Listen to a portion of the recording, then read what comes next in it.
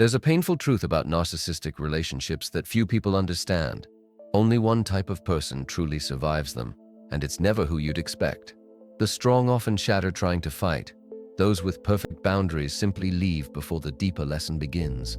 But there's a specific type of person who not only survives but transforms the experience into profound personal power. Jung taught that the unconscious chooses long before the mind understands. A narcissist doesn't attach randomly. They lock onto a specific nervous system, a specific history that fits their pathology like a key in a lock. The survivor isn't the most confident or the most self-aware. The survivor is the only one possessing an alchemical ability to transmute the narcissist's poison into their own power. The trait that drew them in becomes the exact weapon that will eventually dismantle them. Why you were chosen? You were selected because your childhood taught you to endure what others would immediately reject. The narcissist doesn't choose a partner based on love or connection. They choose based on utility. They're looking for a specific function. When they scan a room or scroll through a dating app, they're not looking for the most attractive person or the richest person. They're looking for someone with the highest tolerance for emotional labor. They're looking for you. What signal did you give? You displayed the subtle, unconscious cues of someone carrying old, unhealed wounds, specifically the wounds of the caretaker. Carl Jung explained that the unconscious mind projects itself into the world through our behaviors. You might think you're just being kind, attentive, or a good listener, but to a narcissist, your behavior signals something deeper. It signals that you're trained to prioritize the needs of others over your own reality. This training typically begins in childhood. If you grew up in an environment where the adults were emotionally immature, volatile, or unavailable, you had to adapt. You learned that to be safe, you had to be useful. You learned to read the room, scan the faces of your parents to see if they were angry or sad, and you adjusted your behavior to manage their emotions. If they were angry, you became quiet. If they were sad, you became the therapist. This is a survival response called fawning, the ability to suppress your own fight or flight response and instead become pleasing and helpful to the threat. You learned that the only way to survive chaos was to absorb it and neutralize it. Picture this. A child watches their mother slam drawers in the kitchen. Their sibling runs away, but this child walks toward her, offering help, cracking jokes, trying to fix the mood. At 8 years old, they already understood that calming someone else was the only path to safety. Decades later, the narcissist sees that same instinct immediately. This wound reveals itself later in life in moments that seem harmless. You're on a first date. The waiter makes a mistake with the order. Your date makes a sharp, slightly aggressive comment to the waiter. A person with no trauma history would feel uncomfortable. They'd see this aggression as a red flag. They might even say, "That was unnecessary," or decide right then that there won't be a second date. They judge the behavior as unacceptable. But you don't judge it. You try to understand it. Your mind immediately starts making excuses. Maybe they had a stressful day at work. Maybe they're just particular about their food. I should help them relax. You smile, change the subject, and try to smooth over the tension. You take the emotional responsibility for their bad behavior onto your own shoulders. The narcissist watches this reaction, and in that moment, they know they've found their target. They see that you didn't hold them accountable. Instead, you tried to fix the situation. They realize you're a person who will work to earn their approval even when they don't deserve it. They see a partner who's accustomed to walking on eggshells. This is why they chose you. They need a container. The narcissist carries a massive amount of internal shame and disorder, but they refuse to feel it. They need a partner who will feel it for them. They need someone who will worry when they're gone, who will cry when they're cold, who will try to solve their problems. They need you to carry their shadow. You were selected because you're a master of endurance. You have an incredible capacity to tolerate discomfort.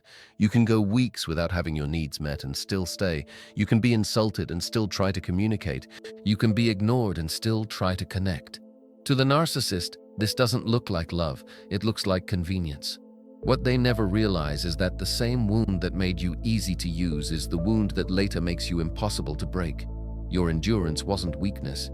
It was armor disguised as loyalty. They chose you because of your wound, but you survived them because of your strength. Here's the part that stings but needs to be seen. Your empathy, your kindness, your patience, these were weaponized. These are beautiful traits, but without boundaries, they become dangerous. The narcissist didn't fall in love with your soul. They fell in love with your trauma response. They saw a person who would never leave, no matter how bad it got, because that person believes that love means suffering.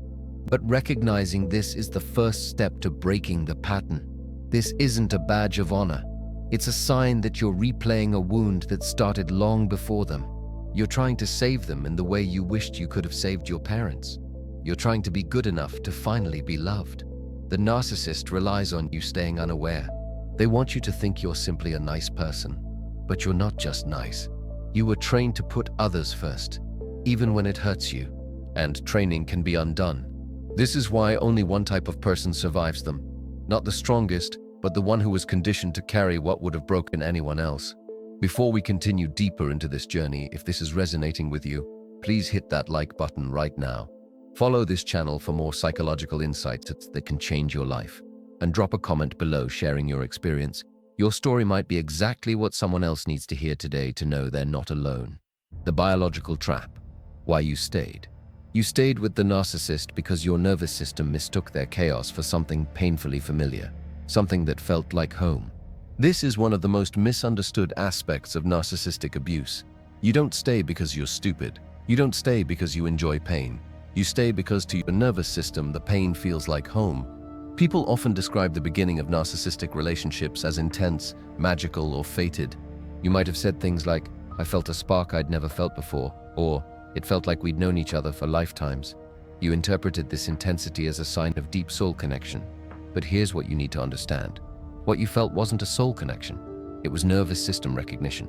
Carl Jung spoke about the imago, the internal template we carry of the love we received in childhood.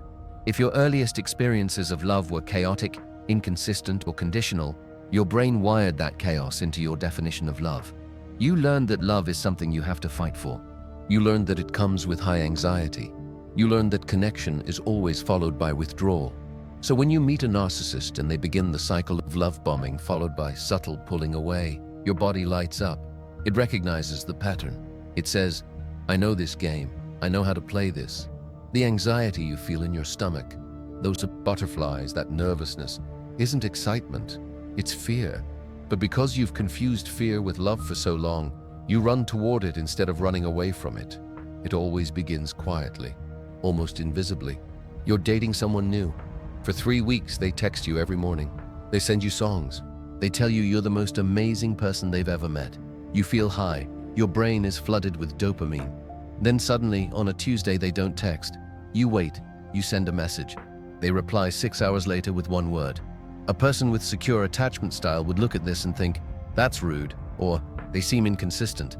I'm losing interest." They'd feel turned off by the coldness. But you don't feel turned off. You feel activated. Your heart starts racing. You check your phone every 5 minutes. You reread old messages to see if you said something wrong. You start working, trying to be funnier, lighter, more interesting to win them back. The withdrawal of their affection triggers a survival drive in you. You're chasing the dopamine hit. You're chasing the relief of them returning to you. The narcissist instinctively knows this. They operate on a reward pattern that comes and goes, what psychology calls intermittent reinforcement. This is the most addictive form of conditioning known to behavioral science. It's the same principle that makes gambling addictive. If a slot machine gave you money every time you pulled the lever, you'd get bored. If it never gave you money, you'd walk away. But if it gives you money sometimes, unpredictably, you'll sit there until you lose everything. The narcissist is the slot machine. They give you moments of intense love, the win, followed by periods of coldness or abuse, the loss. You stay because you're always waiting for the next win. You convince yourself that the nice version of them is the real them, and the mean version is just a mistake. You tell yourself, "If I can just be patient enough, the person from the beginning will come back." Jung called this the compulsion to repeat. It's the unconscious drive to return to the source of our original trauma in an attempt to fix it. You're projecting your childhood needs onto the narcissist. You're hoping that this time, the emotionally unavailable person will finally become available. This time, you'll be good enough to make them stay. You're not just in a relationship with a person. You're in a relationship with your own history. This is why you feel like you cannot leave even when you know they're lying to you. Your logical mind knows the truth, but your emotional brain is stuck in a loop. You're chemically addicted to the cycle of stress and relief. The peace of a healthy relationship feels boring to you because it lacks this chemical intensity. You mistake the absence of drama for a lack of chemistry. This realization is painful, but it's necessary. You have to stop calling it passion and start calling it dysregulation. You have to admit that the magnetic pull you feel isn't destiny. It's a glitch in your survival program. You're trying to get water from a stone because you were taught that stones are the only place water comes from. The narcissist isn't your soulmate. They're a mirror reflecting your unhealed wound. They fit perfectly into the empty spaces left by your childhood, but they don't fill those spaces. They widen them. The moment you accept that this familiarity is actually a warning sign, you begin to break the spell. You start to see that the anxiety you feel is your body screaming at you to leave, not begging you to stay. You realize you've been surviving on hope, the hope that you can rewrite the past by suffering in the present. The awakening. When everything shifts, awakening begins the moment your survival instinct stops protecting the narcissist and starts protecting you. And that switch rewrites the entire relationship. There's a widely held belief that the goal of the narcissist is to destroy you. And while it's true that they deplete you, the reality is that the narcissist relies on your survival. They don't want to break you so completely that you cannot function, because then you'd be useless to them. They want you to stay in a state of suspended animation, functioning enough to serve them, but too weak to leave them. The narcissist makes a fatal miscalculation. They underestimate the very endurance they exploited. They assume that because you've tolerated the abuse for years, you'll tolerate it forever. They don't realize that for the type of person who survives a narcissist, there's a hard psychological flaw. There's a moment where the survival mechanism shifts gears. This is the moment of awakening. Sometimes it happens in the smallest moment. You're driving home after another argument and suddenly you feel a deep, quiet exhaustion. The kind that reaches your bones. No tears, no fear. Just a calm truth rising inside you. I cannot do this anymore. Awakening rarely feels dramatic. It feels obvious. This awakening rarely happens during the high drama of a fight. It usually happens in total silence. It happens when you're driving home from work and you feel the wave of exhaustion so deep it feels like it's in your marrow. It happens when you look at them sleeping and instead of feeling love or anxiety, you feel nothing. You look at the person who has controlled your emotions for years and suddenly they look small. They look ordinary. Carl Jung described the process of individuation as the journey of becoming who you truly are.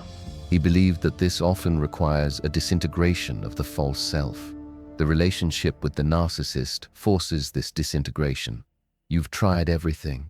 You've tried to be the perfect partner. You've tried to be the therapist. You've tried to be the caretaker. And you've realized that none of it worked.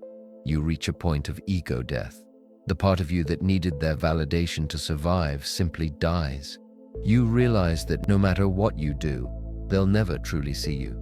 You realize that their promises of change are just words used to buy more time. And in this realization, the fear of losing them evaporates. It's replaced by a profound realization. I am losing myself, and that is the only loss I cannot afford. The shift reveals itself in moments like this. It's Friday night.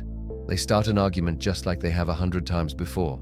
They accuse you of being selfish because you want to visit your family. In the past, you would have engaged, you would have cried, you would have defended yourself, you would have cancelled your plans to prove your love. But this time, something is different. You hear their words, but they don't land. You see their anger, but you don't feel afraid. You see the manipulation technique. They're trying to make you feel guilty so you'll stay home and attend to them. You see the mechanics of it, like looking at the gears of a clock. And because you see it, you don't react to it. You simply say, I understand you feel that way, and you continue packing your bag. This is the moment you shift from being the prey to being the observer. The narcissist relies on your emotional reaction to fuel their sense of power. When you stop reacting, when you stop trying to explain yourself, you're signaling that you've disconnected from their reality. You've stepped out of the game. The power of silence. Your shift destabilizes the narcissist because it removes the one thing their entire reality depends on, your emotional participation. When you shift from being a participant in the drama to an observer of the mechanics, you disrupt the fundamental economy of the relationship. Their collapse begins with one truth. It was never your love they needed. It was your energy. They don't need your love the way healthy people do. They need your energy. This energy, often called narcissistic supply, is any form of attention that affirms their existence and regulates their unstable self-esteem. This supply comes in two forms, and they're equally valuable to the narcissist. Positive supply is your admiration, your praise, your affection. Negative supply is your anger, your tears, your frustration. If they can make you smile, they feel powerful. But if they can make you scream, cry, or lose sleep, they feel even more powerful. But when you awaken, you stop reacting. You enter a state of neutrality. You stop explaining yourself because you realize they're committed to misunderstanding you. You stop defending yourself because you know the accusations are fabrications. You stop fighting for the relationship because you realize there's no relationship to fight for. Carl Jung described the concept of psychic energy as a vital force that flows between people. When you withdraw your attention, you're physically withdrawing your psychic energy from their system. They feel this loss acutely. Silence becomes a weapon the moment it stops feeding the narcissist's need for control. For the entire relationship, you operated under the belief that if you could just explain yourself clearly enough, the narcissist would understand. But you weren't building intimacy. You were providing data. Every time you told them what you feared, you gave them the blueprint for how to hurt you. The narcissist views communication as intelligence gathering. Now your strategy shifts. You stop trying to be understood. You engage in absolute emotional containment. Deep down, the narcissist is filled with shame, insecurity, and profound emptiness. They lack the psychological strength to face this shadow. They cannot sit alone with themselves because their internal voice of self-loathing is too loud. So they use you to distract themselves. They create chaos, drama, constant noise to drown out their own emptiness. They need you to be loud, crying, screaming, explaining, pleading. As long as you're making noise, they don't have to listen to themselves. When you go silent, you remove that shield. You become uninteresting. Your voice becomes flat. No peaks, no valleys, nothing for them to grab onto. When they attack your character, you don't defend yourself. You simply say, "I hear your opinion." You're physically present, but psychologically you've left the room. True silence means stopping the internal conversation as well. In the silence, you begin to hear your own intuition again. You remember who you were before you became their caretaker. Silence is the one argument they cannot win. You cannot gaslight silence. You cannot twist words that were never spoken. The exit, they never see coming. The narcissist never sees your exit coming because they mistake your endurance for dependence. By the time you leave, the real goodbye has already happened inside you. The survivor doesn't leave physically until they've left psychologically. The real breakup happens months, sometimes years before the actual separation. You break up with them in your mind while washing dishes. You say goodbye in your heart while sitting next to them on the couch. You grieve privately, invisibly. You're untangling your nervous system from theirs, thread by thread, day by day. When the day comes, the decision isn't made in anger. It's made in absolute clarity. It happens on a random Tuesday. You wake up and realize you're done. There's no adrenaline, no panic, just calm certainty. When you leave, the narcissist is blindsided. Jung described this as unconscious fusion. They don't see you as a separate individual. They see you as an extension of themselves. When you leave, they don't feel the sadness of a breakup. They feel the horror of an amputation. But the survivor who leaves this way doesn't come back. You didn't leave to teach them a lesson. You left because you outgrew the cage. The narcissist will send what's known as a ping, a text that seems innocent. This isn't an attempt to reconnect. It's a pulse check. The survivor understands that the only response is silence. Most people stay stuck waiting for an apology. You'll never get that admission. The narcissist cannot give it because admitting fault would shatter their fragile ego. The survivor realizes that closure isn't something you get from someone else. Closure is something you give yourself. The truth about survivors. Who is the survivor? It's you. You're not the victim. You're the wounded healer, the alchemist, the person who was thrown into fire and burned away everything that wasn't true. You survived because you possess strength the narcissist will never know. They're fragile, dependent on others' praise to exist. You are solid. Jung said, "I am not what happened to me. I am what I choose to become." The narcissist is what happened to you. But the survivor, the awakened, sovereign, powerful individual you're becoming, is who you choose to be. You weren't born to survive love. You were born to be loved in a way that doesn't require you to diminish yourself.